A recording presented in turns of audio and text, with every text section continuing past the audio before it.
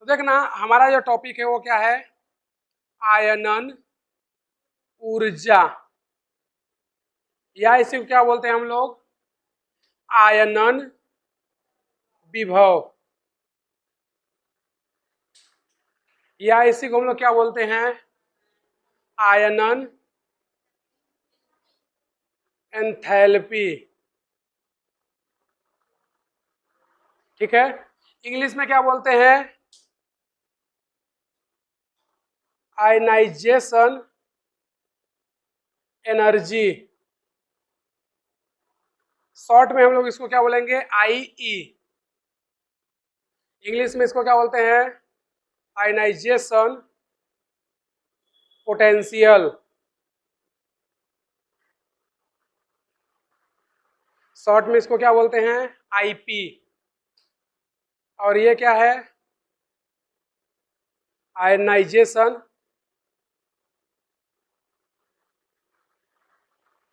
Enthalpy.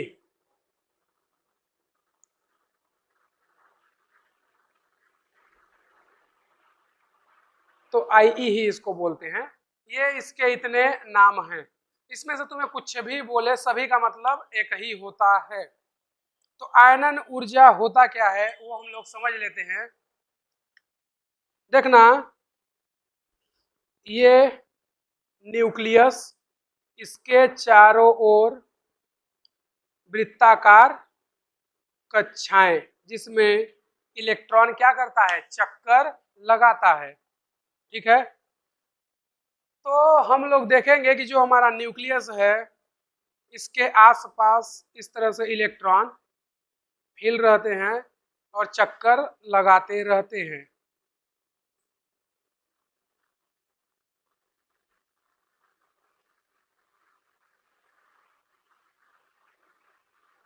एक दो तीन चार पाँच छः सात, एक आठ, और एक इलेक्ट्रॉन यहाँ पर।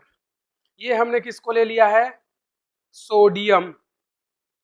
कौन है, सोडियम। तो हम लोग क्या पढ़ रहे हैं, आयनाइजेशन एनर्जी या आयनाइजेशन पोटेंशियल या आयनाइजेशन एंथैल्पी।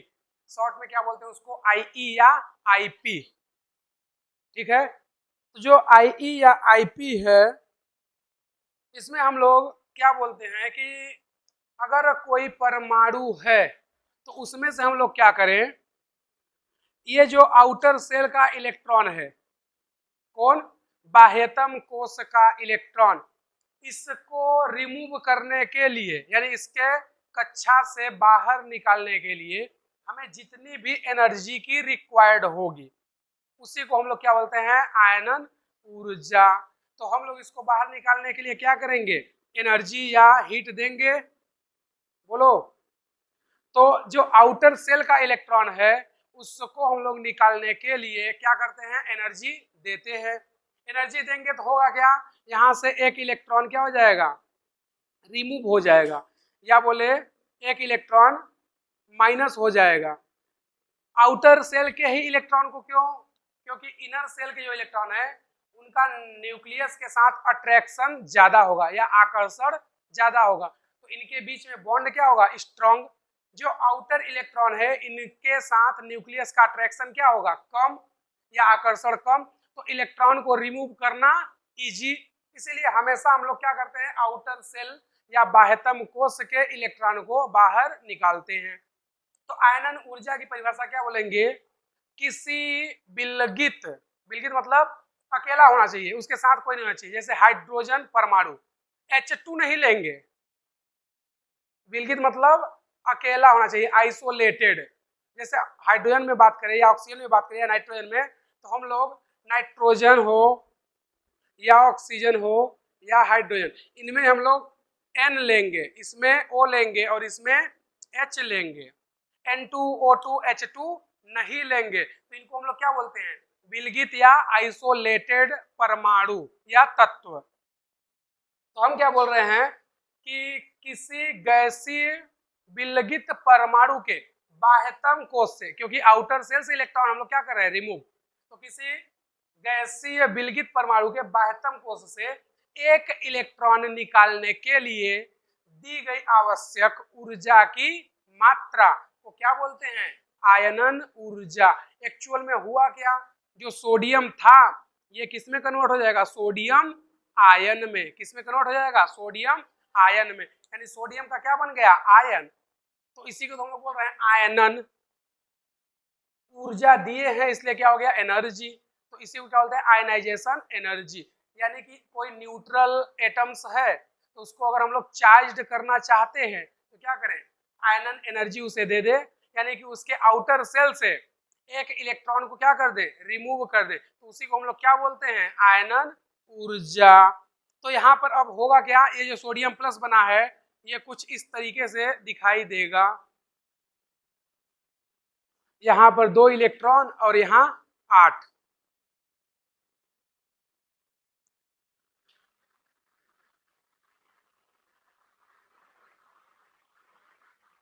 अब जो तीसरा इलेक्ट्रॉन था, यानी कि इसके जो तीसरे सेल में इलेक्ट्रॉन था, ये तो अब निकल गया है, ठीक है, ये इलेक्ट्रॉन निकल गया है, तो वो इलेक्ट्रॉन अब यहाँ पे रहेगा ही नहीं। और ये कैसा हो गया, सोडियम प्लस। तो एक्चुअल में ये जो स्ट्रक्चर है किसकी है, सोडियम प्लस आयन की। तो आयनन ऊर्जा की परिभाषा क्या बोलते हैं, किसी गैसीय विलगित परमाणु के बाह्यतम कोश से एक इलेक्ट्रॉन को निकालने के लिए आवश्यक ऊर्जा की मात्रा क्या कहलाती है, आयनन ऊर्जा। अब देखोगे तो हम लोग एनर्जी दे रहे हैं, ठीक है।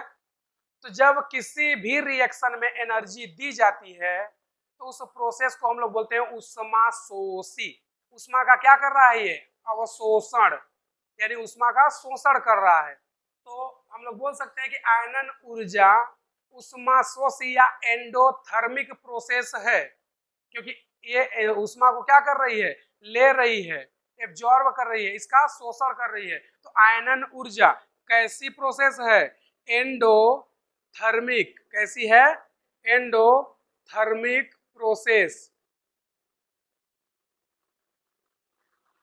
एंडोथर्मिक प्रोसेस हिंदी में क्या बोलेंगे, उष्मा शोषी प्रक्रम। कैसा है, उष्मा शोषी प्रक्रम। तो एक्चुअल में यहाँ पर देखोगे तुम लोग, तो अगर हम लोग इसकी बात कर रहे हैं तो इसका इलेक्ट्रॉनिक विन्यास क्या होगा, 1s2 2s2 2p6 3s1।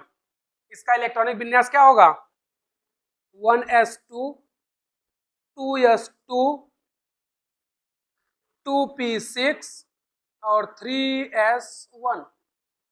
हम लोग जो एनर्जी देंगे फर्स्ट टाइम, जो पहली बार एनर्जी देंगे इसे देंगे, इस इलेक्ट्रॉनिक विन्यास या इसको देंगे। तो पहली बार एनर्जी जब दिए तो इलेक्ट्रॉन निकला ही नहीं है, भाई एनर्जी इसको देंगे तो इलेक्ट्रॉन अभी निकला ही नहीं है। जब हम लोग एनर्जी इसको देंगे तो इसका मतलब कि Na+ ये बन चुका है, लेकिन जब दूसरी बार एनर्जी दे रहे हैं तो वो दूसरा इलेक्ट्रॉन निकालने के लिए दे रहे हैं, अभी निकला नहीं है। तो तुमसे पूछता है आयनन एनर्जी फर्स्ट, आयनन एनर्जी सेकेंड, यानी कि हम लोग जो ये ऊर्जा देंगे इसको, ये क्या होगा, फर्स्ट। यहाँ पर जो एनर्जी दी जा रही है इसके लिए ये क्या होगी, Ie फर्स्ट या आयनन एनर्जी फर्स्ट। इसको जब एनर्जी देंगे तो इसको क्या बोलेंगे, Ie सेकेंड। इसका मतलब कि जब तुमसे फर्स्ट पूछेगा तो फर्स्ट मतलब न्यूट्रल एटम या न्यूट्रल एलिमेंट की बात हो रही है, मतलब इलेक्ट्रॉन अभी निकला नहीं है, उस इलेक्ट्रॉन को निकालने के लिए अभी हम लोग एनर्जी दिए हैं। और जब सेकेंड बोलेगा यानी कि आयनन एनर्जी सेकेंड, इसका मतलब कि पहला इलेक्ट्रॉन निकल चुका है, दूसरा निकालने के लिए ऊर्जा दे रहे हैं। तो जब तुमसे सेकेंड पूछेगा तो +1 चार्ज रहेगा, जब तुमसे थर्ड पूछेगा तो चार्ज +2 रहेगा, जब तुमसे 6 पूछेगा तो चार्ज +5 रहेगा। इसका मतलब जब फर्स्ट बार एनर्जी देते हैं उस टाइम पर इलेक्ट्रॉन निकला नहीं होता है। तो जैसे तुमसे बोल दे मैग्नीशियम, ठीक है, इसकी Ie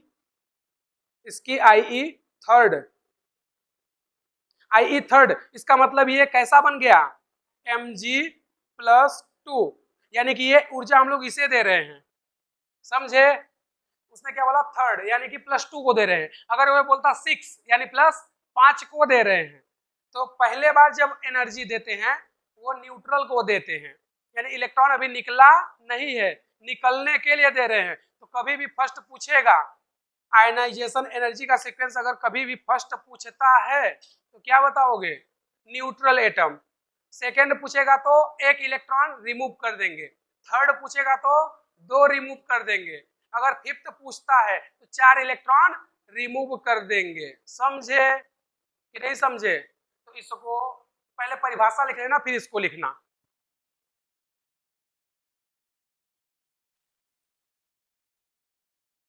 देखना, हम लोग आयनन ऊर्जा या आयनाइजेशन एनर्जी आईई की बात कर रहे हैं, ठीक है। तो जो आईई होता है, जैसे हमने सोडियम के भाई एग्जाम्पल लिए थे, तो ये क्या हो गया? सोडियम। जनरली सोडियम कैसा होता है? सॉलिड। बोलो, सोडियम सामान्यतः कैसा होता है? ठोस। तो हम लोग इसको सबसे पहले किस में कन्वर्ट करेंगे? गैस में। किस में कन्वर्ट करेंगे? गैस में। तो जब किसी सॉलिड को डायरेक्टली गैस में कन्वर्ट करते हैं तो जो एनर्जी रिक्वायर्ड होती है उसको हम लोग बोलते हैं सब्लिमेशन एनर्जी या ऊर्ध्वपातन की ऊर्जा। कभी पढ़े हो? ठोस को गैस में बदलने की प्रक्रिया क्या कहलाती है? ऊर्ध्वपातन। जैसे अगर कोई ठोस है तो वो पहले किस में कन्वर्ट होता है? लिक्विड में, फिर उसके बाद गैस में। लेकिन हम लोग डायरेक्टली ठोस से कहाँ कन्वर्ट कर दे रहे हैं? गैस में। लिक्विड में नहीं जा रहा है। जैसे कपूर तुम लोग देखे हो, वो जलता है डायरेक्ट गैस, मतलब लिक्विड होता ही नहीं है। तो ठोस से गैस में जाए तो यहाँ पर जो ऊर्जा रिक्वायर्ड होगी उसको क्या बोलेंगे? Sublimation energy. हिंदी में क्या बोलते हो? ऊर्ध्वपातन ऊर्जा। अब ये गैस में कन्वर्ट हो चुका है, अब हम लोग यहाँ से इलेक्ट्रॉन इसमें रिमूव कर सकते हैं। तो हम लोग क्या करेंगे? यहाँ पर आई फर्स्ट देंगे, तो ये क्या बन जाएगा? Na plus. फिर हम लोग इसको क्या देंगे? आई सेकेंड। तो अब ये किस में कन्वर्ट हो जाएगा? Na+2 में। फिर हम लोग इसको क्या देंगे? आई थर्ड। तो फिर ये किस में कन्वर्ट हो जाएगा? Na+3 में। ठीक है, तो इस तरह से कंटिन्यू चलता जाएगा। तो अगर हमसे पूछे कि इस पूरे में यानी कि Na+2 और Na+3 में से सबसे ज्यादा आयनाइजेशन एनर्जी किसकी होगी? ठीक है, क्या बोल रहे हैं? हमारे पास 4 है। कौन कौन? एक तो है Na, दूसरा है Na+, एक है Na+2 और एक है Na+3। तो हमसे पूछ रहा है कि इन सभी में से आयनाइजेशन एनर्जी किसकी सबसे ज्यादा होगी? तो इसमें से आयनाइजेशन एनर्जी इसकी सबसे ज्यादा होगी। क्यों होगी? क्योंकि एक ही परमाणु है पूरे, सोडियम सोडियम सोडियम सोडियम। जब एक ही परमाणु हो और उन पर आवेश अलग अलग हो, भाई इस पर आवेश 0 या न्यूट्रल, इस पर आवेश +1, इस पर +2, इस पर +3। तो जब एक ही परमाणु हो लेकिन उस पर चार्ज क्या हो? डिफरेंट हो, यानी आवेश क्या हो? भिन्न भिन्न हो, तो जो लास्ट वाली आयनन एनर्जी होती है वो सबसे हाईएस्ट होती है। तो हम लोग यहाँ से बोल सकते हैं, यहाँ पर हो क्या रहा है एक्चुअल में? यहाँ पर हो रहा है क्या? Z effective. क्या हो रहा है? इंक्रीज। भाई इलेक्ट्रॉन को कम करेंगे तो जो इनर ऑर्बिटल के इलेक्ट्रॉन होंगे और न्यूक्लियस के बीच में अट्रैक्शन क्या हो जाएगा? इंक्रीज। तो जब जेड इफेक्टिव इंक्रीज होगा तो आयनाइजेशन एनर्जी भी क्या होगी? इंक्रीज। क्यों? क्योंकि अब जो इलेक्ट्रॉन है और पास आ गए, न्यूक्लियस के पास वाले इलेक्ट्रॉन को रिमूव करने के लिए एनर्जी और ज्यादा लगेगी, तो उसका आयनन ऊर्जा और ज्यादा, तो उसका साइज सबसे कम। यानी कि इससे इलेक्ट्रॉन निकालना सबसे कठिन और इससे इलेक्ट्रॉन निकालना सबसे आसान। क्यों? क्योंकि जब इससे इलेक्ट्रॉन निकालेंगे तो हम लोग कहाँ पहुंच गए? उसके इनर ऑर्बिटल या आंतरिक कोश में, और आंतरिक कोश और नाभिक के बीच में आकर्षण कैसा है? स्ट्रॉन्ग है, तो वहां से इलेक्ट्रॉन निकालना क्या हो जाएगा? मुश्किल। और यहाँ से इलेक्ट्रॉन निकालना आसान, क्यों? क्योंकि बाह्यतम कोश है। तो सबसे ज्यादा एनर्जी कहाँ लगेगी? यहाँ लगेगी कि यहाँ लगेगी? यहाँ लगेगी। तो सबसे ज्यादा एनर्जी यहाँ पर लगेगी। तो यहाँ पर जो IE3 है या IE4, इसके लिए IE3 और इसके लिए IE2 और इसके लिए IE1। इनमें अगर सीक्वेंस पूछे तो सबसे ज्यादा एनर्जी कौन होगी? फोर्थ वाली। कौन होगी? IE4, फिर उसके बाद IE3, उसके बाद IE2 और उसके बाद IE1। बोलो, इसमें किसी को कोई डाउट है? बोलो, इसमें किसी को कोई डाउट? आगे देखना, ये क्या है? एक ही परमाणु लेकिन डिफरेंट चार्ज, यानी एक ही परमाणु पर अलग अलग आवेश। तो अगर एक ही परमाणु हो, अलग अलग आवेश हो, जिसका आवेश जितना ज्यादा उसमें आयनन एनर्जी उतना ही ज्यादा लगेगी, यानी कि इससे इलेक्ट्रॉन निकालना उतना ही कठिन होगा। और जिस पर चार्ज जितना कम, उससे इलेक्ट्रॉन निकालना उतना ही आसान। यानी सोडियम से इलेक्ट्रॉन निकालना सबसे इजी है। अगर हमसे पूछे टोटल एनर्जी कितनी होगी, तो टोटल एनर्जी क्या करेंगे? सभी को जोड़ देंगे। तो IE बराबर क्या आ जाएगा? IE first plus IE second plus IE third plus dash dash dash, ऐसे सभी एनर्जी को क्या कर देंगे? ऐड कर देंगे। तो ये क्या हो जाएगी? Total energy. क्या हो जाएगी? Total energy. और ये वाला केस कब करेंगे? जब एक ही परमाणु हो। क्या हो? एक ही परमाणु, लेकिन एक ही परमाणु पर चार्ज कैसा होना चाहिए? डिफरेंट या भिन्न आवेश। तो जो जिस पर चार्ज सबसे ज्यादा होता है उसकी आयनन ऊर्जा भी सबसे ज्यादा होगी। इसमें किसी को कोई दिक्कत है? उसके बाद अगर हम लोग बात करें आयनन ऊर्जा के मात्रक की, तो आयनन ऊर्जा का जो यूनिट होता है, या इसी को क्या बोलते हैं हम लोग? मात्रक। तो इसका जो यूनिट या मात्रक है वो होता है किलो जूल प्रति मोल। क्या होता है? किलो जूल प्रति मोल। या होता है इलेक्ट्रॉन वोल्ट प्रति एटम। क्या होता है? इलेक्ट्रॉन वोल्ट पर एटम। या कर देते हैं यहाँ पर, ठीक है। या इसी को हम लोग लिख सकते हैं किलो कैलोरी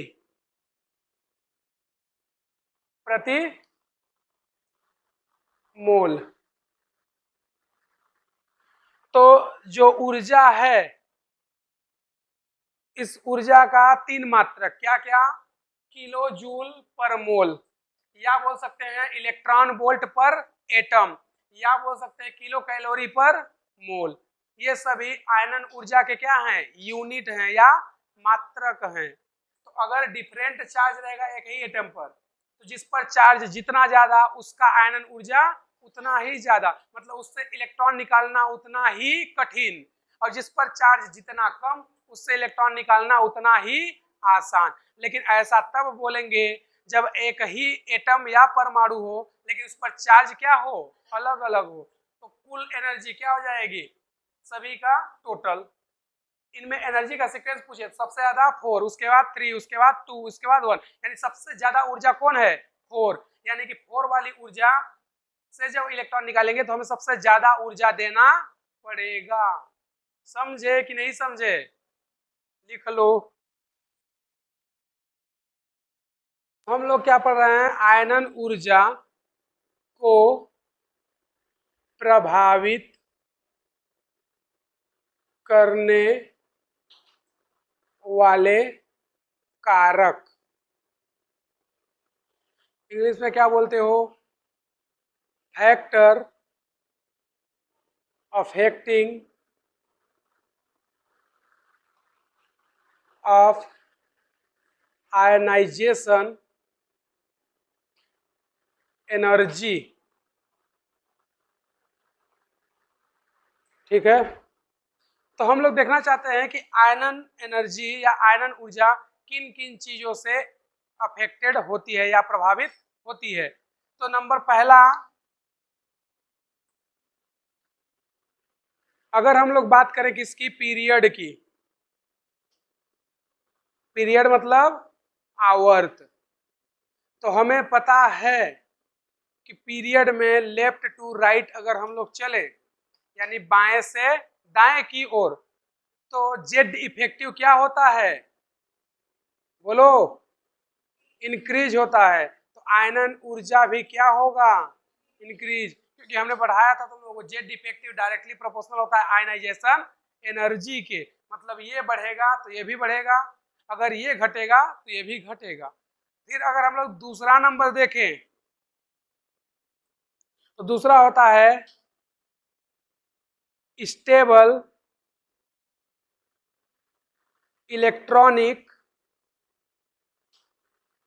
कॉन्फ़िगरेशन।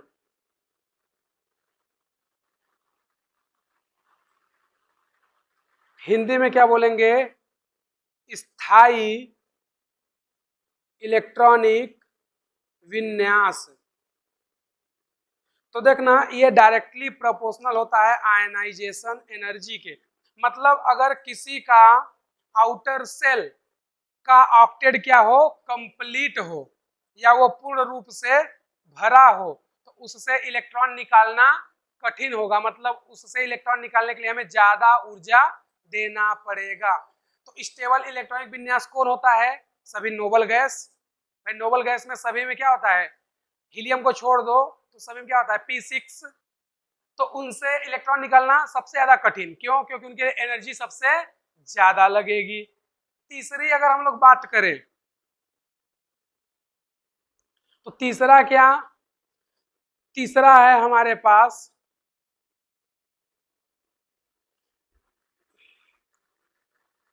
ग्रुप या वर्ग।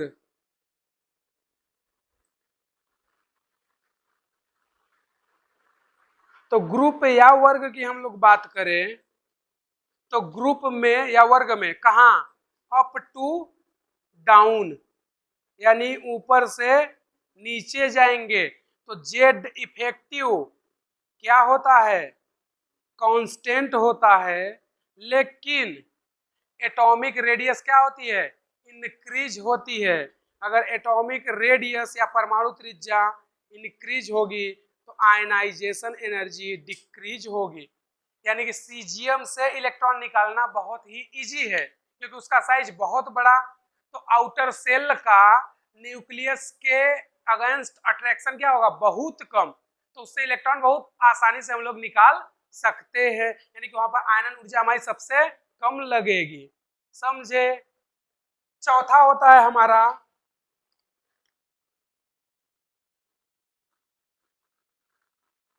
पेनिट्रेशन पावर, हिंदी में बोलते हैं भेदन क्षमता। तो देखना ये क्या होता है, अगर हम बात करें एस ऑर्बिटल की, तो एस ऑर्बिटल क्या होता है, सबसे स्मॉल, उसमें केवल एक ही कक्षक होता है जिसमें 2 इलेक्ट्रॉन होते हैं। तो हम लोग बोल सकते हैं कि एस जो सेल होता है वो नाभिक या न्यूक्लियस के सबसे पास में होता है, और नाभिक के सबसे पास में होगा तो उसमें अट्रैक्शन सबसे ज्यादा, तो वहां से इलेक्ट्रॉन निकालना सबसे कठिन। और न्यूक्लियस से सबसे दूर कौन होगा, एफ ऑर्बिटल या एफ कोस। तो एफ ऑर्बिटल और न्यूक्लियस के बीच में अट्रैक्शन कम, तो एफ से इलेक्ट्रॉन निकालना आसान। तो सबसे कठिन इलेक्ट्रॉन निकालना किससे, एस से, उससे कम कठिन पी से, उससे कम कठिन डी से, और सबसे आराम से किससे निकाल सकते हैं, एफ से। तो यानी कि एस से इलेक्ट्रॉन निकालना सबसे कठिन काम है, समझे। तो ये 4 फैक्टर हैं जो आयनाइजेशन एनर्जी को अफेक्ट करते हैं। कैसे करते हैं अभी क्वेश्चन से हम लोग देखेंगे, तो पहले इसको लिख लो।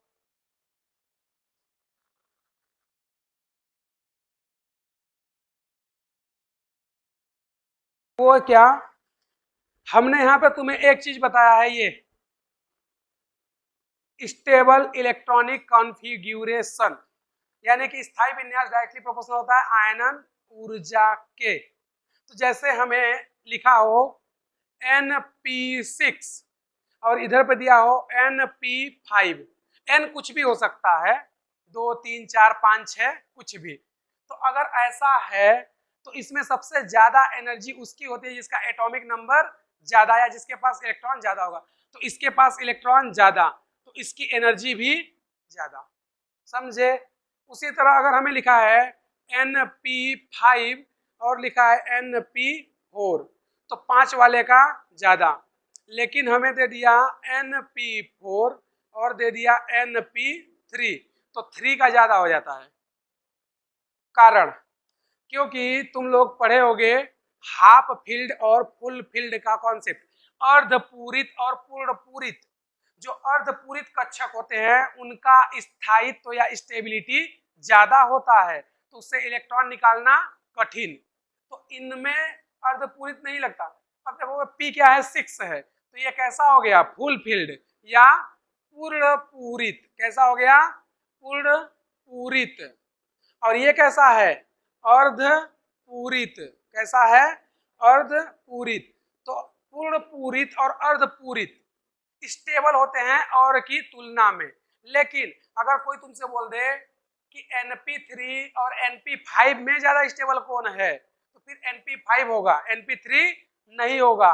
यानी कि इनको हम लोग अर्धपूरित और पूर्ण पूरित यानी कि स्टेबल विन्यास कॉन्सेप्ट तब लगाएंगे जब जेड या एटॉमिक नंबर 1 का अंतर हो। इसको हम लोग अप्लाई कब करते हैं, जब जेड बराबर 1 का अंतर हो। जैसे एग्जाम्पल समझना हम क्या बताना चाह रहे हैं। जैसे देखना, हमारे पास है नाइट्रोजन और यहाँ है ऑक्सीजन, इसका इलेक्ट्रॉनिक विन्यास क्या होगा, 1s2 2s2 2p3, ठीक है। और इसका क्या होगा, सेम यही होगा, 1s2 2s2 2p4, ठीक है। हमसे पूछ रहा है कि इसमें से किसकी एनर्जी सबसे ज्यादा होगी, यानी किससे इलेक्ट्रॉन निकालना कठिन होगा, ठीक है। तो इसके पास, ये दोनों के पास तो सेम है, चेंज कौन है, P3 और P4, बोलो। तो यहाँ पर P3 है और यहाँ पर P4 है, तो ये P4 और ये P3 दोनों के बीच में कितना अंतर है, इसका परमाणु क्रमांक 7, इसका कितना होता है 8, तो दोनों के जेड में कितना अंतर है, केवल 1 का। तो यहाँ पर नाइट्रोजन की आयनाइजेशन एनर्जी ज्यादा होगी ऑक्सीजन से। लेकिन अगर गलती से ये बोल दे नाइट्रोजन और इधर लिख दे फ्लोरीन, तो हम केवल आउटर का लिख रहे हैं, ये क्या होगा 2p3, इधर ये जो है वही रहेगा, और ये क्या होगा 2p5, बोलो यही होगा। अब देखोगे तो नाइट्रोजन का परमाणु क्रमांक होता है 7 और इसका होता है 9, तो अब हम लोग 2p3 को स्टेबल नहीं मानेंगे, अब आयनाइजेशन एनर्जी फ्लोरीन की ज्यादा होगी। क्यों, क्योंकि यहाँ पर जेड का जो डिफरेंस है वो ग्रेटर देन क्या हो गया, 1। मतलब जब भी जेड का अंतर 1 से ज्यादा हो जाए तो अर्धपूरित पूर्ण पूरित से मतलब नहीं है, फिर जिसका परमाणु क्रमांक ज्यादा होगा उसकी एनर्जी भी ज्यादा होगी। तो यहाँ पर नाइट्रोजन ऑक्सीजन में पूछा है तो नाइट्रोजन का ज्यादा होगा। क्यों, क्योंकि इसके पास क्या है, अर्धपूरित विन्यास, और अर्धपूरित और पूर्ण पूरित क्या होते हैं, स्टेबल कॉन्फ़िगरेशन या स्टेबल विन्यास होते हैं। ये तभी एप्लीकेबल होगा जब जेड का अंतर कब ना हो, केवल 1। लेकिन अगर अंतर 1 से अधिक हो जाए तो फिर हम लोग ये अर्धपूरित पूर्ण पूरित का कॉन्सेप्ट नहीं लगाएंगे, फिर क्या लगाएंगे, एटॉमिक नंबर का, जिसका परमाणु क्रमांक ज्यादा उसकी ऊर्जा भी ज्यादा। तो ये रूल जो है केवल तभी लगेगा जब जेड का अंतर 1 हो, समझे। अरे समझे कि नहीं समझे। उसके बाद आगे और बात कर लेते हैं इसी में। अब हमारे पास क्या हो गया, Np3 और एक है Np2, तो भी 3 का ज्यादा होगा 2 से। क्यों, क्योंकि ये क्या है, अर्धपूरित, और ये क्या है, अर्धपूरित भी नहीं है ना तो पूर्ण पूरित है, क्योंकि 2 है ना। भाई P में कितने इलेक्ट्रॉन आते हैं बताओ, 6, तो या इसमें ऐसे रहें या ये कंप्लीटली फुल हो जाए, यही दो स्टेबल होंगे, या आधा भरे रहें या पूरा भरा रहे। इसके अलावा अगर कोई भी है मतलब ऐसा हो जाए तो फिर ये काम नहीं करेगा, या वो ऐसे हो जाए तो भी काम नहीं करेगा। अर्धपूरित मतलब आधा भरा है, पूर्ण पूरित मतलब कंप्लीटली भरा है, इस तरह से। तो केवल यही दो विन्यास क्या होते हैं, स्टेबल होते हैं। इसके अलावा इसमें 4 कर दो 5 कर दो स्टेबल नहीं होगा, या केवल 1 करो 2 करो स्टेबल नहीं होगा। तो हमने क्या बोला, अर्धपूरित, अर्धपूरित मतलब आधा भरा हो, पूर्ण पूरित मतलब पूरा भरा हो, इसके अलावा कुछ भी भरा हो, मतलब वो 4 हो 5 हो 2 हो, वो अर्धपूरित या पूर्ण पूरित नहीं कहलाते, यानी हाफ फील्ड या फुल फील्ड नहीं कहलाएंगे। उसके अलावा फिर Np2 की एनर्जी ज्यादा होगी किससे, Np1 से। ये तो कहानी इसकी हो गई। अब हम लोग थोड़ा सा बात करते हैं किसकी, S की। तो जो NS2 होता है इसकी एनर्जी ज्यादा होगी NS1 से, कारण फुल फील्ड, क्योंकि S में पूरे इलेक्ट्रॉन भरे हैं, फुल फील्ड या पूर्ण पूरित है NS2। NS2 कैसा है, पूर्ण पूरित।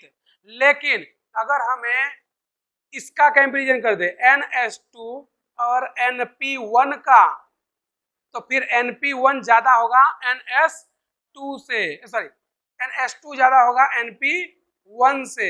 और अगर हमें NS2 का कंपैरिजन करवा दे किससे, Np2 से, तो फिर ये ज्यादा हो जाएगा इससे।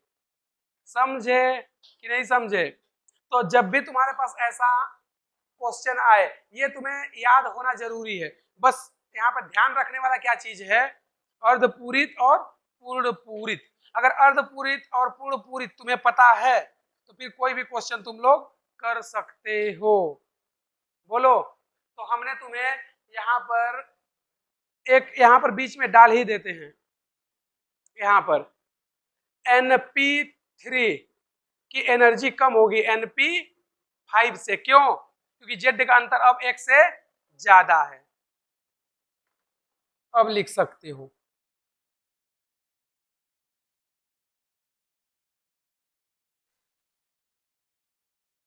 आ जाओ इधर, क्वेश्चन देखते हैं। क्वेश्चन क्या है, वो बोल रहा है सेकेंड पीरियड में IE फर्स्ट का क्रम, ठीक है। तो सेकेंड पीरियड में हमें IE फर्स्ट का सीक्वेंस निकालना है, तो चलो निकालते हैं। देखना, सबसे पहले कौन आता है हमारे पास, लिथियम, ठीक है, एटॉमिक नंबर 3। उसके बाद बेरिलियम, उसके बाद बोरॉन, फिर कार्बन, फिर नाइट्रोजन, ऑक्सीजन, फ्लोरीन, और लास्ट में कौन आता है, नियॉन। ये 10 9 8 7 6 5। तो हमसे इसमें पूछ रहा है IE फर्स्ट का सीक्वेंस क्या होगा। तो सबसे पहले हम लोग क्या करते हैं, इनका इलेक्ट्रॉनिक कॉन्फ़िगरेशन या इलेक्ट्रॉनिक विन्यास लिख लेते हैं, क्योंकि हमें क्वेश्चन उसी से करना है और हमें उसी से पता है। तो हम लोग क्या करते हैं, इसका इलेक्ट्रॉनिक विन्यास क्या लिखेंगे, 1s2 2s1। तो देखो इनर वाले का हर बार नहीं लिखेंगे, केवल आउटर का लिखते जा रहे हैं, ठीक है। तो इसका क्या हो जाएगा 2s2, इसका क्या हो जाएगा 2p1, इसका 2p2, इसका 2p3, इसका 2p4, 2p5 और ये 2p6, ठीक है। हमें इनर से मतलब नहीं है, केवल आउटर से, क्योंकि इलेक्ट्रॉन कहां से हम लोग निकालते हैं, आउटर सेल से। तो इनर से कुछ भी इनर में लिखा उससे कोई मतलब है क्या, नहीं, क्योंकि इलेक्ट्रॉन हमारा निकलता आउटर से है। तो आउटर के इलेक्ट्रॉनिक विन्यास से हमें मतलब रहेगा, इनर में क्या लिखा है उससे कोई मतलब नहीं है और ना ही उसका हमें जरूरत है। तो इसमें देखेंगे हम लोग एनर्जी का सीक्वेंस क्या होगा। मतलब किस समय इलेक्ट्रॉन निकालना सबसे कठिन होगा। ठीक है, तो सबसे पहले कौन होगा, 2p6, कौन होगा, 2p6। उसके बाद ये क्या है, हाफ फील्ड अर्धपूरित। उसके बाद ये क्या है, फुल फील्ड पूर्ण पूरित। ये तीनों की एनर्जी अन्य की तुलना में अधिक होगी। ठीक है, तो सबसे ज्यादा एनर्जी किसकी हो गई, नियॉन की। तो इसको सबसे पहले लिख लेते हैं, ये क्या हो गया, नियॉन, या इधर से ही लिखना चालू कर देते हैं, कोई दिक्कत नहीं है। ये हो गया नियॉन। उसके बाद ये 6, उससे कम किसका होगा, 5 का। भाई 5 का 4 से ज्यादा होता है ना, 6 ज्यादा होता है 5 से। यहाँ पे लिखे NP6 ग्रेटर देन NP5, तो 6 वाला पहले आ गया। फिर 4 और 5 में ज्यादा किसका होगा, 5 का। यहाँ लिखे है ना, 5 और 4 में ज्यादा किसका है, 5 का। तो यहाँ पे कौन आ जाएगा, फ्लोरीन। अब यहाँ पे है 4, यहाँ पे है 3, यहाँ पे हो गया लफड़ा। 4 और 3 में पहले कौन आता है, ये देखो 3 पहले आता है, कारण हाफ फील्ड कॉन्फ़िगरेशन या अर्धपूरित विन्यास। तो ऑक्सीजन से पहले कौन आ जाएगा, नाइट्रोजन। फिर उसके बाद अब देखना, हमने नाइट्रोजन को पहले लिख दिया, अब बचा क्या, एक तो 2p4 और एक 2p2। 4 और 2 में ज्यादा कौन होता है, जिसका जेड ज्यादा होगा, यही ना बताया था इधर पे। ये अगर 3 है और 5 है, ज्यादा कौन होता है, 5। तो एक 4 है एक 2 है, ज्यादा कौन होगा, 4। क्यों, क्योंकि जेड का अंतर अब 1 से ज्यादा हो गया। जिसका जेड ज्यादा, इसका जेड कितना है 8, इसका जेड कितना है 6, तो 8 वाले की आयनाइजेशन एनर्जी क्या हो जाएगी, ज्यादा। तो फिर अब कौन आ जाएगा, ऑक्सीजन। उसके बाद 2p2 यानी कार्बन, यहां तक ठीक। अब बचा कौन, 2p1 और 2s2। तो हमने बताया था इन दोनों में एनर्जी इसकी ज्यादा। इस पार आ जाओ, ये देखो NS2 NP1, बोलो तो ज्यादा एनर्जी किसकी होगी, NS2 की, यानी बेरिलियम हमारा पहले आ जाएगा। तो यहाँ पर क्या लिख देंगे, बेरिलियम। अब बचा कौन, 2p1 और 2s1। हमने बताया था ये किधर गया, इसमें है ही नहीं क्या, छोड़ जाने दो। यहाँ पर कौन बचा, 2p1 और 2s1। ज्यादा कौन होगा, p1। क्यों, क्योंकि अब जेड का अंतर 1 से क्या हो गया है, ज्यादा, यानी 5 वाला ज्यादा होगा 3 से। तो पहले कौन आ जाएगा, बोरॉन, और लास्ट में लिथियम। ये हो गया IE फर्स्ट का सेकेंड सीक्वेंस। अब हम लोग करते हैं थर्ड पीरियड में, किसमें, थर्ड पीरियड या आवर्त में, थर्ड पीरियड या आवर्त में। तो थर्ड पीरियड में भी एनर्जी का सीक्वेंस निकाल लेते हैं। कौन सी, IE फर्स्ट, ठीक है। सेकेंड निकालने के लिए सीक्वेंस चेंज हो जाएगा पूरा। तो चलो फर्स्ट कर लेते हैं। हमारे पास सबसे पहले कौन आता है, सोडियम, एटॉमिक नंबर 11। उसके बाद मैग्नीशियम, उसके बाद एल्यूमिनियम, फिर सिलिकॉन, उसके बाद फास्फोरस, फिर सल्फर, उसके बाद क्लोरीन, और उसके बाद आर्गन। किसी को कोई दिक्कत, फिर से हम लोग इसका इलेक्ट्रॉनिक विन्यास लिखते हैं, कहाँ का, आउटर सेल का, क्योंकि इलेक्ट्रॉन कहाँ से निकलेगा, आउटर से। तो ये क्या होता है, 3s1, ये 3s2, ये 3p1, ये 3p2, 3p4, 3p5, सॉरी 3, और ये 4, और ये 3p5, और ये 3p6। इसके पहले का लिखने तुम्हें आता है ना, तो वो लिख सकते हो, लेकिन हमें जरूरत केवल आउटर सेल की है, इनर की जरूरत नहीं है। तो अब हम लोग यहाँ से इलेक्ट्रॉन निकालने की कोशिश करते हैं, यानी एनर्जी देते हैं। तो देखना सबसे पहले कौन होगा, 3p6, उसके बाद 3p3 और 3s2। मतलब ये तीनों ही क्या हैं, स्टेबल कॉन्फ़िगरेशन, यानी हाफ फील्ड और फुल फील्ड। तो सबसे पहले एनर्जी किसकी होगी, आर्गन की। तो सीक्वेंस हमारा क्या हो जाएगा, सबसे पहले आर्गन, उसके बाद क्लोरीन। अब यहाँ पर हो गया दिक्कत, ये है 4, ये है 3, तो पहले कौन आएगा? 3। क्यों आएगा? क्योंकि ये क्या है? अर्धपूरित। क्या है? अर्धपूरित। तो पहले क्या आ जाएगा? फास्फोरस। अब हमारे पास बचा ये 4 और ये बचा 3, क्योंकि इसको तो हमने लिख दिया। तो 4 और 2 में से ज्यादा कौन होता है? 4। क्यों? क्योंकि हम लोग अब किसको फॉलो करेंगे? जेड को। जिसका जेड ज्यादा उसका एनर्जी भी ज्यादा, तो इसका जेड ज्यादा है इसलिए सल्फर पहले, फिर उसके बाद सिलिकॉन। अब यहां पर फिर दिक्कत, ये है P1, ये है S2, ये क्या है? फुल फील्ड या पूर्ण पूरित, और पूर्ण पूरित की एनर्जी ज्यादा होगी, तो यहाँ पर पहले कौन आ जाएगा? मैग्नीशियम। कौन आ जाएगा? मैग्नीशियम। और अब बचा कौन? एल्यूमिनियम और सोडियम। तो जेड जिसका ज्यादा उसकी एनर्जी भी ज्यादा। जेड किसका ज्यादा है? एल्यूमिनियम का। कितना होता है? 13। तो पहले कौन आएगा? एल्यूमिनियम, फिर उसके बाद सोडियम। किसी को कोई डाउट है इसमें?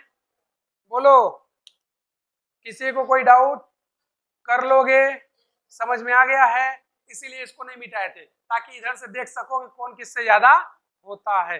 अच्छा, एक कॉन्सेप्ट शायद नहीं लिखे हैं, उसको तुम लोग लिख सकते हो क्या? NP1 NS2, ये भी लिख सकते हो। NS1 less than NP1।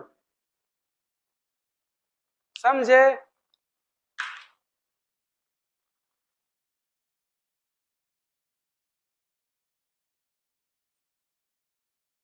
वो क्या हमसे बोल रहा है? कॉपर और जिंक। क्या क्या? कॉपर और जिंक। इसमें हमसे पूछ रहा है आईई फर्स्ट और आईई सेकेंड का सीक्वेंस क्या होगा। क्या बोल रहा है इसमें? आईई फर्स्ट व आईई सेकेंड का क्रम। तो देखना कैसे अब इनको सॉल्व करेंगे। सबसे पहले इनका क्या लिखेंगे? इलेक्ट्रॉनिक विन्यास। क्या लिखेंगे? इलेक्ट्रॉनिक विन्यास। तो इसका इलेक्ट्रॉनिक विन्यास क्या होता है? AR, ठीक है, 3D10 4S1, ठीक है। इसका इलेक्ट्रॉनिक विन्यास होता है AR 3D10 4S2, ठीक है। ये इनका हो गया इलेक्ट्रॉनिक कॉन्फ़िगरेशन या इलेक्ट्रॉनिक विन्यास। हमसे क्या बोला है? आईई फर्स्ट और आईई सेकेंड का सीक्वेंस क्या होगा। तो देखना, हम इसके लिए आईई फर्स्ट बता रहे हैं। आईई फर्स्ट, ठीक है। आईई फर्स्ट मतलब इलेक्ट्रॉन अभी निकला ही नहीं है, मतलब जिंक और कॉपर में से दोनों में से किसकी आयनाइजेशन एनर्जी ज्यादा होगी। तो देखना, इसका डी भी कंप्लीटली फुल है, इसका एस भी कंप्लीटली फुल है, यानी इसका डी और एस दोनों क्या है? कंप्लीटली ऑक्यूपाइड या पूर्ण पूरित है। जबकि इसका एस क्या है? अनऑक्यूपाइड या इनकम्प्लीट है, अर्धपूरित है। तो इसके दोनों का चक्र पूर्ण पूरित है, तो ये स्टेबल इलेक्ट्रॉनिक कॉन्फ़िगरेशन या स्टेबल विन्यास। तो इससे इलेक्ट्रॉन निकालना कठिन, तो इसकी एनर्जी क्या हो गई? ज्यादा। तो हमसे आईई फर्स्ट पूछा है, क्या हम लोग बोल सकते हैं आईई फर्स्ट जिंक की ज्यादा होगी कॉपर से। अब वो हमसे बोल रहा है आईई सेकेंड। तो आईई सेकेंड मतलब क्या हम लोग बोल सकते हैं कि यहाँ से एक इलेक्ट्रॉन रिमूव हो चुका है, यहाँ से एक इलेक्ट्रॉन रिमूव हो चुका है। अब यहाँ पर क्या लिखेंगे? 3D10 4S0, और ये आर्गन। और यहाँ पर क्या लिखेंगे? आर्गन 3D10 और 4S1। एक एक इलेक्ट्रॉन निकल गया। अब ये लोग क्या बन गए? ये बन गया है Zn+1 और ये बन गया है Cu+1, और इनकी जो एनर्जी है ये क्या हो गई? IE second. तो अब हमसे पूछ रहा है कि आईई सेकेंड यानी कि Cu+1 और Zn+1 में ज्यादा स्टेबल कौन होगा। तो यहाँ पर देखोगे तो इसका डी तो कंप्लीटली फुल है, लेकिन यस में एक इलेक्ट्रॉन है। इसका डी कंप्लीटली फुल है और एस में इलेक्ट्रॉन नहीं है। तो ये क्या हो गया अब ज्यादा स्टेबल, क्योंकि इसके पास क्या हो गया पूर्ण पूरित। इसके पास एस में क्या है एक इलेक्ट्रॉन है, यानी कि ये पूर्ण पूरित नहीं है। तो अब आई सेकेंड का सीक्वेंस हम लोग बोल सकते हैं Cu+1 ग्रेटर देन Zn+1। बोलो, इसमें किसी को कोई डाउट? बोलो। अगला एग्जांपल हम लोग लेके चलते हैं। यहाँ है हमारे पास नाइट्रोजन और यहाँ है ऑक्सीजन। क्वेश्चन सेम है, आई फर्स्ट और सेकेंड का क्रम। तो हम लोग सबसे पहले क्या करेंगे, इलेक्ट्रॉनिक विन्यास लिखते हैं। ये क्या होगा 2p3, ये क्या होगा 2p4। इसके पहले जो भी है उनको चाहो तो लिख सकते हो 1s2 2s2 और यहाँ पर 1s2 और 2s2। तो कितना हो जाएगा 4 4 8 और 4 3 7, क्योंकि इसका कितना होता है 7, इसका कितना होता है 8, इसका कितना होता है 29, इसका कितना होता है 30। तो 18 10 28 1 29, 18 10 28 2 30। ठीक है, तो हम लोग इसकी बात कर रहे हैं नाइट्रोजन और ऑक्सीजन की। इसमें आई फर्स्ट की बात, तो हम लोग हमेशा कहाँ बात करते हैं आउटर सेल की। किसकी? आउटर की। ये जो भी है ये कौन है इनर, हमें इनसे मतलब नहीं है, क्योंकि इलेक्ट्रॉन रिमूव हमेशा कहाँ से होता है आउटर सेल या बाह्यतम कोश से। तो हम लोग क्या कर रहे हैं, यहाँ पर हमने एनर्जी दे दी क्या आई फर्स्ट। देखोगे इसके पास 4, इसके पास 3, ये कैसा है अर्धपूरित या कैसा है हाफ फिल्ड। ये कैसा है अर्धपूरित, कैसा है अर्धपूरित, और अर्धपूरित की स्टेबिलिटी ज्यादा होती है। तो यहाँ पर आई फर्स्ट ज्यादा किसका होगा नाइट्रोजन का। अब हमसे बोल रहा है आई सेकेंड बताओ, तो आई सेकेंड में हमने क्या कर दिया एक एक इलेक्ट्रॉन रिमूव कर दिए, एक एक इलेक्ट्रॉन क्या कर दिए रिमूव कर दिए। जब एक इलेक्ट्रॉन यहाँ पे रिमूव करेंगे तो यहाँ पे कितने इलेक्ट्रॉन बचेंगे 2p3, यहाँ पे कितना बचेगा 2p2। अब बताओ ये कैसा हो गया हाफ फील्ड और ये कैसा हो गया सिंपल जैसा रहता है। तो अब बताओ हाफ फील्ड ज्यादा स्टेबल होगा कि ये होगा, तो हम लोग बोल सकते हैं कि यहाँ पर जो भी बनेगा वो क्या बनेगा O+1 और यहाँ पर क्या बनेगा N+1 माइनस नहीं, क्योंकि इलेक्ट्रॉन निकल रहा है ना। तो यहाँ से हम लोग बोल सकते हैं आई सेकेंड ज्यादा किसका होगा ऑक्सीजन का, किससे नाइट्रोजन से। नहीं आया समझ? अगला क्वेश्चन एक देखते हैं। अगला एग्जाम्पल, हमारे पास ऑक्सीजन है और इधर फ्लोरीन है। इलेक्ट्रॉनिक विन्यास 2p4, ये 2p5, बाकी हम लोग नहीं लिख रहे हैं। तो अब हम लोग इसमें आई फर्स्ट चेक करना चाहते हैं। तो आई फर्स्ट कैसे करेंगे, आई फर्स्ट ये 5 है ये 4 है, तो हमने बोला था कि जिसका जेड ज्यादा, क्योंकि दोनों ही क्या है दोनों ना तो अर्धपूरित हैं और ना ही पूर्ण पूरित हैं। तो जब दोनों ना तो अर्धपूरित ना तो पूर्ण पूरित है तो जिसका जेड ज्यादा उसका आई भी ज्यादा। तो इसका फ्लोरीन का आई ज्यादा होगा किससे ऑक्सीजन से। लेकिन जैसे ही एक इलेक्ट्रॉन क्या कर दिए रिमूव, क्या कर दिए रिमूव, जैसे ही एक इलेक्ट्रॉन रिमूव हुआ ये क्या बन गया 2p3 और ये क्या बन गया 2p4 और ये क्या हो गया अर्धपूरित, क्या हो गया अर्धपूरित, और अर्धपूरित की स्टेबिलिटी ज्यादा। तो यहाँ पर आई क्या हो गया सेकेंड, किसका ज्यादा होगा ऑक्सीजन का, किससे फ्लोरीन से। नहीं आया समझ? बोलो कर लोगे? तो ऐसे तुमसे क्वेश्चन पूछता है, कर लोगे? लिख लो।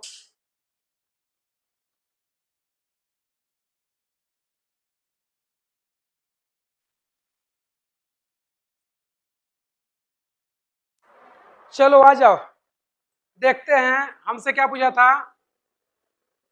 आई सेकेंड ऑफ सेकेंड पीरियड, यही बोला था ना, द्वितीय आवर्त में द्वितीय आयनन ऊर्जा का क्रम। तो आई सेकेंड ऑफ सेकेंड पीरियड, हमारे पास पहले कौन था, लिथियम, उसके बाद बेरिलियम, फिर boron, carbon, nitrogen, oxygen, chlorine, neon. इनका इलेक्ट्रॉनिक विन्यास क्या होगा, इलेक्ट्रॉनिक विन्यास 2s1, 2s2, 2p1, 2p2, 2p3, 2p4, 2p5 और 2p6। वो क्या बोला है, आई सेकेंड, मतलब एक इलेक्ट्रॉन क्या हो गया, रिमूव हो चुका है। तो इन सभी से क्या करें, -1 इलेक्ट्रॉन रिमूव कर दे।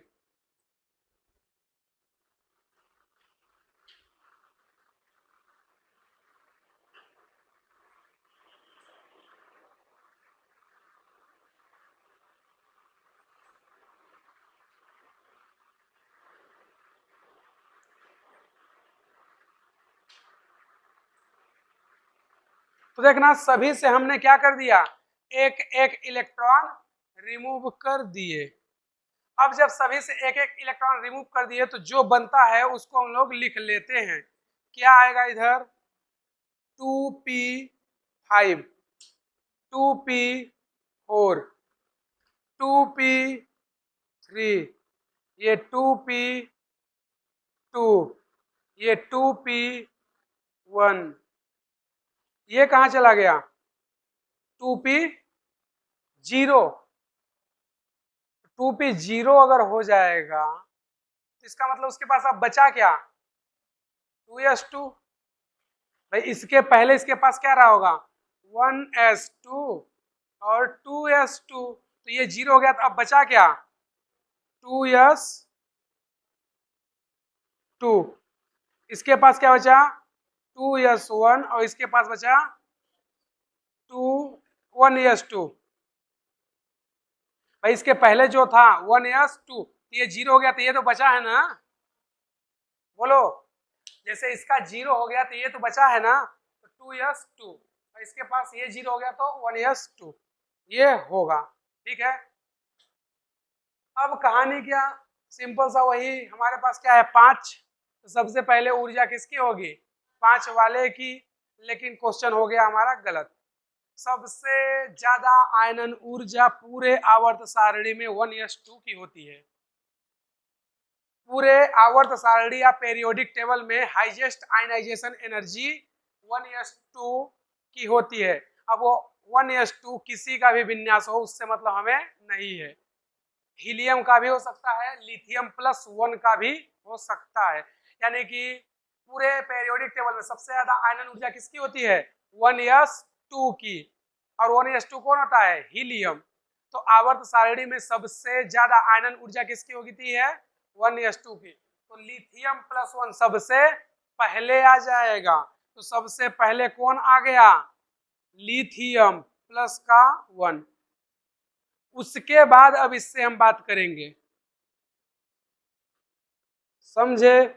फिर ये 4 और ये 3, 3 और 4 में पहले कौन आता है, 3, यानी ऑक्सीजन। अब क्या बचा, 4 और 2, 4 और 2 में पहले कौन आएगा, 4, फिर उसके बाद 2, तो ये 2 क्या है, नाइट्रोजन। अब उसके बाद कौन बचा, ये है P1, ये है S2। ज्यादा कौन होता है, S2। कौन होता है, S2। उसके बाद कौन है, P1 और S1 में कौन ज्यादा होता है, P1। और सबसे लास्ट में S1। सीक्वेंस ये हो गया। सभी में +1 कर सकते हो या नहीं भी करो तो कोई दिक्कत नहीं है। हमें तो मेनली किससे मतलब है, आई सेकेंड का सीक्वेंस क्या होगा। तो ये सबसे खतरनाक, इसके कारण क्वेश्चन गलत हो जाएगा। तो सबसे ज्यादा पूरे आवर्त सारणी में सबसे अधिक ऊर्जा किसकी होती है, 1s2 की।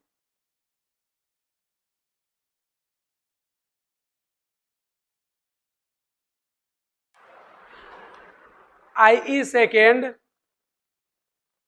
IE second of third period, IE second of third period, तृतीय आवर्त में द्वितीय आयनन ऊर्जा का क्रम। तो देखना, लिखना बाद में, पहले इधर देख लो।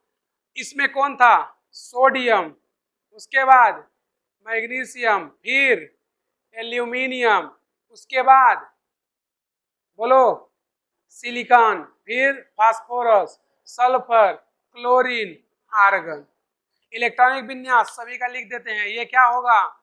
3s1, ये 3s2, ये 3p1, ये 3p2, 3p3, 3p4, 3p5, 3p6। वो क्या पूछा है? IE सेकेंड, मतलब एक इलेक्ट्रॉन क्या हो गया? रिमूव हो गया। तो इन सभी से एक एक इलेक्ट्रॉन क्या कर दें? रिमूव। सभी से एक एक इलेक्ट्रॉन रिमूव कर देते हैं। ये क्या बचेगा? 2p6 बचेगा। बोलो, ये 2p6 बचेगा, क्योंकि इसके पहले का इसका इलेक्ट्रॉन विन्यास क्या होता है?